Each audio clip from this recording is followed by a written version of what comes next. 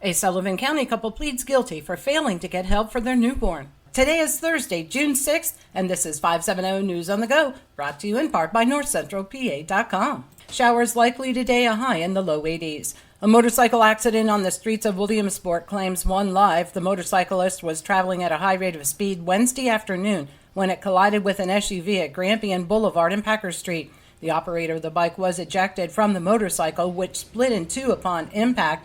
That person was taken to UPMC in critical condition but died at the hospital. The driver of the SUV had come to a complete stop at Packer Street, then pulled onto Grampian Boulevard unaware of the fast-moving bike. The woman driving the SUV was not hurt. A Sullivan County couple pleads guilty to charges related to the death of their newborn. State Attorney General Michelle Henry announced the baby's father, Drew Honecki, pleaded guilty to recklessly endangering and concealing the death of a child. Amy Honecki, the child's mother, pleaded guilty to felony aggravated assault. The baby was born at home, and evidence indicated the infant was in respiratory distress after the birth.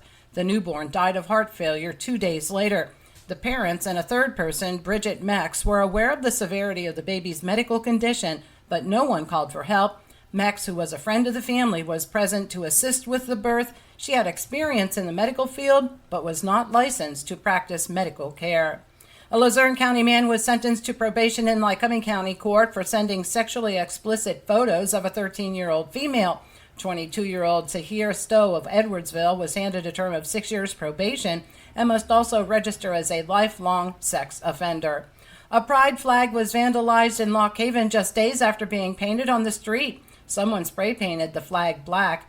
The flag is one of 4 painted on Vesper and Grove streets that were approved by Lock Haven Council.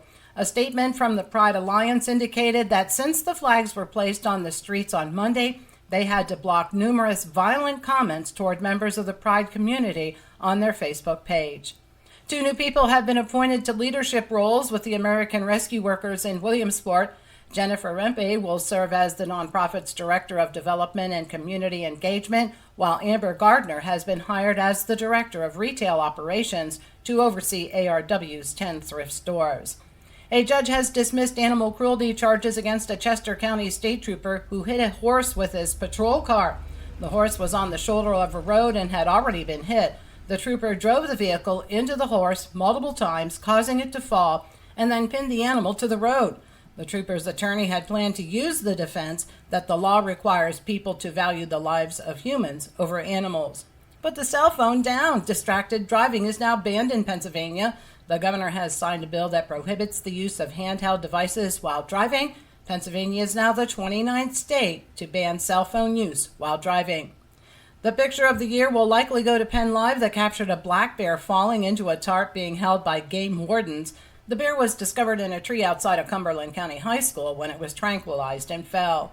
And coming soon to a store near you, ready-to-drink cocktails. The Senate bill was passed yesterday in a roll call. However, it's opposed by Senate Democrats. If it becomes law, ready-to-drink cocktails would be sold at certain retail outlets that already sell beer and wine. For the latest in news and events, head on over to NorthCentralPA.com. I'm Liz Brady, and you're up to date with 570 News on the Go.